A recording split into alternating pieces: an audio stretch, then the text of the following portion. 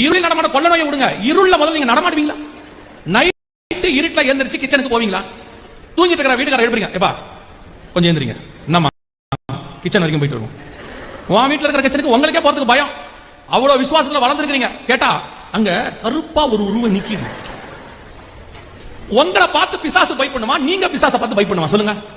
ஏசுநாதர் அந்த காமத்துக்கு போகும்போது பிசாசு என்ன பண்ணுச்சு? என்ன வேதனைப்படுத்துவா வந்தீர்னு கேட்டுச்சு. அப்போஸ்தலர் போகும்போது என்ன கேட்டுச்சு?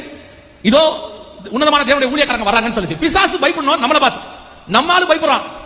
அந்த ஏரியால எதையாவது ஒன்று பார்த்துட்டானா சோத்திரம் சோத்திரம் சோத்திரம் சோத்திரம் கட்டுகிறேன் கட்டுகிறேன் கட்டுகிறேன். ஏன் பயப்படுவியா?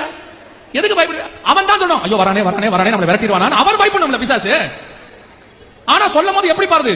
என்ன பாடு பண்ணி? எப்ப கடும் காற்றிலும் கடலிலும் என்ன பண்ணீங்க? கடல் ஆழத்திலும். அந்த பாட்டுக்கும் உங்களுக்கும் ஒரு சம்பந்தம் இல்லை.